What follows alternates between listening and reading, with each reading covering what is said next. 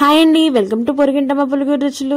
ఈరోజు మన కిచెన్కి నాన్ వెజ్ రుచికి ఏమాత్రం తగ్గని ఒక పవర్ఫుల్ రెసిపీని తీసుకొచ్చేసాను. అదే అండి బంగాళదుంప మసాలా కర్రీ. ఈ మసాలా కర్రీ వచ్చేసి చపాతీ కానీ పూరి పరోటా దేనితో తిన్న పర్ఫెక్ట్ కాంబినేషన్ అండి.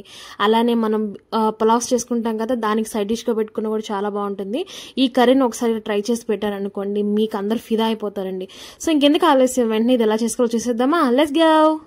దీనికోసం మనము ఒక 1/2 కిలో బంగాళదుంప తీసుకోవాలి.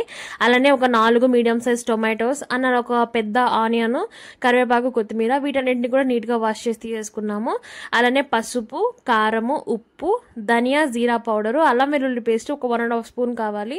అలానే బిర్యానీలో వాడతాం కదా మనము దాల్చిన చెక్క, లవంగము, యాలకులు, బిర్యానీ ఆకు, ఇవి తీసుకోవాలి. కొబ్బరి వచ్చేసి ఒక 1/2 చిప్పలో 1/2 తీసుకోవాలి. పచ్చిదైనా ఓకే, ఎండుదైనా ఓకే. ముందుగా మనం బంగాళదుంప నీట్గా వాష్ చేసుకున్నాము. ఇవి మొత్తం ఇలా కట్ చేసుకోవాలి. ఒక సగం ముక్కలు కానీ 2 ముక్కలుగా కానీ తీసేసుకున్నాము. ఇందులోనే మనం వచ్చేసి వాటర్ యాడ్ చేసుకోవాలి బంగాళదుంప మునిగేంత వరకు. ఇందులోనే మనం ఏంటంటే ఒక స్పూను కల్లుప్పు యాడ్ చేసుకుంటున్నాము. ఇవంతా ఒకసారి వేసి ఒకసారి కలుపుకున్నట్టుగా చేసుకొని ఇదంతా కూడా మనము ఒక 10 మినిట్స్కి ఉడకనిచ్చేసుకోవాలి. ఇది ఉడికేలోపు మనం ఏంటంటే కొబ్బరిని ఇలాగా సన్నగా స్లైస్ చేసుకోవాలి, ఎందుకంటే దాన్ని మనం గ్రైండ్ చేస్తాం. ఇప్పుడు ఒక మిక్సీ జార్లో ముందుగా మనం ఇవి తీసుకున్నాం కదా బిర్యానీ ఇంగ్రీడియంట్స్, ఇవి అలానే కొబ్బరి వేసేసి దీన్ని మొత్తాన్ని కూడా కొద్దిగా వాటర్ యాడ్ చేసుకుంటూ ఇలాగ మంచి పేస్ట్ లా చేసుకోవాలండి. సో ఈ పేస్ట్ని మనము పక్కన పెట్టేసుకుంటాము, ఒక బౌల్లో తీసేసుకొని. ఓకేనా? సో ఇప్పుడు ఇదే ఒక మిక్సీ జార్లో వచ్చేసి మనము టొమాటోస్ని కూడా ఇలాగా సన్నగా కట్ చేసుకొని, 2 పీసెస్గా కట్ చేసుకొని దాన్ని మనం దీన్ని కూడా మిక్స్ చేసుకుంటున్నాము. ఇది ఇలాగా మెత్తగా సాఫ్ట్గా మంచి పేస్ట్ లాగా అయిపోద్ది కదా, దీన్ని కూడా పక్కన పెట్టేసుకుంటాము. ఆనియన్ తీసుకోవాలి, దీని వచ్చేసి సన్నటి ముక్కలుగా కట్ చేసుకుని ఎంత వీలైతే అంత సన్న ముక్కలుగా కట్ చేసుకోవాలి. ఒక 5 to 10 మినిట్స్ తర్వాత మనం చెక్ చేసుకున్నాం అనుకోండి, బంగాళదుంపని ఏదైనా ఒక ఫోర్క్ కానీ ఏమైనా తీసుకొని ఇలాగ లోపలికి ప్రెస్ చేసి చూస్తే ఇలా లోపలికి వెళ్ళిపోతే ఉడికినట్టే. దీన్ని మనము వడగట్టేసుకోవాలి. వడగట్టుకొని కాస్త చల్లారిన తర్వాత మనం ఏంటంటే జాగ్రత్తగా దీనిపైన పీల్ మొత్తం కూడా తీసుకోవాలండి, చాలా జాగ్రత్తగా. సో ఇవంతా కూడా మనం పైన తోలు తీసుకొని పక్కన పెట్టేసుకోవాలి. ముందుగా మనం ఏంటంటే ఒక కుండ పెట్టేసుకొని ఇందులో ఆయిల్ యాడ్ చేసుకోవాలి.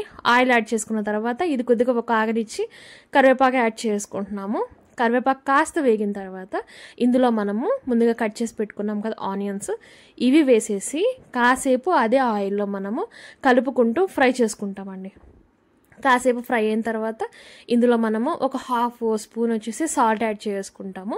ఈ సాల్ట్ వేసేసి ఇలానే మనం కలుపుకుంటూ నీట్గా మాడిపోకుండా గోల్డెన్ బ్రౌన్ కలర్ వచ్చేంత వరకు ఫ్రై చేసుకుంటాం. ఇలా వన్స్ గోల్డెన్ బ్రౌన్ కలర్ రాగానే ఇందులో మనం ఒక 1.5 స్పూన్ అల్లం వెల్లుల్లి పేస్ట్, ఇది కూడా వేసి నీట్గా ఆయిల్ పైకి వచ్చేంత వరకు మనం ఫ్రై చేసుకుంటాము. ఇందులో మనం ముందుగా పేస్ట్ చేసి పెట్టుకున్నాం కదా కొబ్బరి, ఆ కొబ్బరి బిర్యానీ మసాలా, ఇది కూడా వేసేసి మనం జాగ్రత్తగా కలుపుకుంటూ ఇది అడుగు మాడకుండా లో ఫ్లేమ్లో పెట్టుకుంటూ ఇది తొందరగా అడుగు మాడుతుంది మసాలాస్.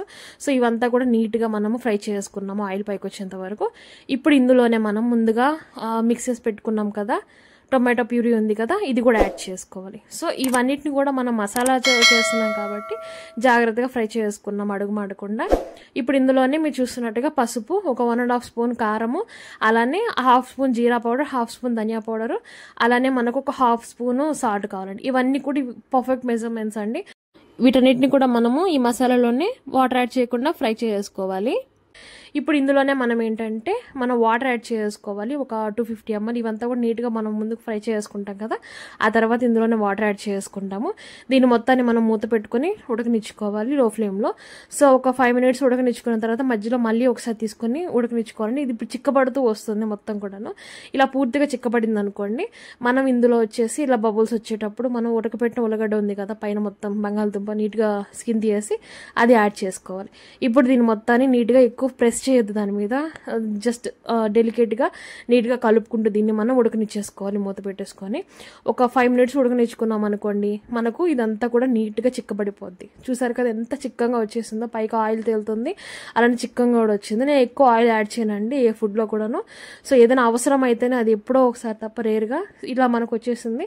ఇప్పుడు ఇందులోనే మనము కొత్తిమీర యాడ్ చేసుకున్నాము. కొత్తిమీర యాడ్ చేసుకున్న తర్వాత మూత పెట్టేసి ఫ్లేమ్ ఆఫ్ చేసేయండి, అలా వదిలేసేయండి.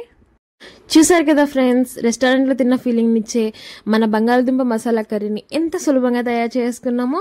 దీని చిక్కటి గ్రేవీ కానీ అసలు ఆ టెక్స్చర్ కానీ మీరు పూరి లేదా చపాతి లేదంటే ఎప్పుడైనా మనం పులావ్స్ చేసుకుంటాం కదా, అలాంటి దాంట్లోకి సైడ్ డిష్గా పెట్టుకొని తిన్నా కూడా మీరు చాలా ఎంజాయ్ చేస్తారండి. అంత బాగుంటుంది దీని టేస్ట్.